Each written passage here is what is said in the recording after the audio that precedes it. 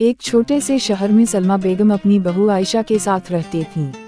सलमा बेगम एक पुरानी सोच रखने वाली थोड़ी सख्त मिजाज औरत थीं, जबकि आयशा एक पढ़ी लिखी, नरम दिल और खामोश तब लड़की थी। शादी के बाद आयशा ने हर मुमकिन कोशिश की कि अपनी सास को खुश रखे।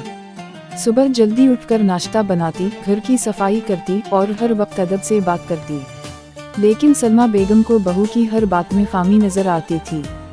वो कभी कभी छोटी छोटी बातों पर आयशा को डांट देती थीं। आयशा ने सब बर्दाश्त किया और हमेशा सब्र व मोहब्बत से जवाब दिया। एक दिन आयशा की तबीयत बहुत खराब हो गई, वो अस्पताल में दाखिल हो गई। उस वक्त सलमा बेगम ने घर की जिम्मेदारी संभाली और इन्हें एहसास हुआ कि आयशा ने खामोशी से कितनी मेहनत की थी। जब आयशा घर लौटी, सलमा बेगम की आंखों में आंसू थे। इन्होंने आयशा को गले लगाया और कहा, बेटी तुम सिर्फ मेरी बहू नहीं, मेरी बेटी हो। मुझे माफ कर दो, मैं तुम्हारे कदर ना कर सकी।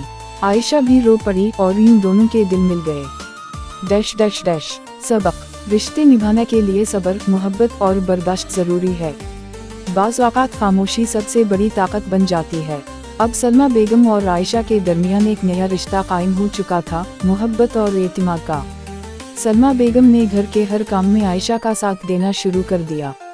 दोनों मिलकर खाना पकाती, बाजार जाती और शाम को चाय के वक्त साथ बैठकर बातें करती। एक दिन मोहल्ले में किसी औरत ने सलमा बेगम से कहा, कितनी खुश नसीब हो तुम, तुम्हारी बहू तो बेटी जैसी है। यह सुनकर सलमा बेगम के चेहरे पर फख्र का नूर आ गया।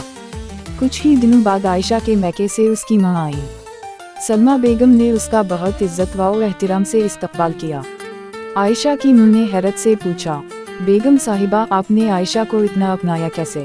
सलमा बेगम मुस्कुरा कर बोली, जब मैंने आयशा को दिल से समझा तभी मैंने उसे पाया।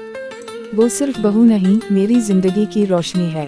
उसी रात सलमा बेगम ने आयशा को गले लगाकर कहा, जब औरत औरत का साथ दे तो घर जन्नत बन जाता है। डैश डैश डैश सबक, सास बहू का रिश्ता अगर एगो की जंग ना बने तो ये एक मां बेटी का पाकीज़ा रिश्ता बन सकता है।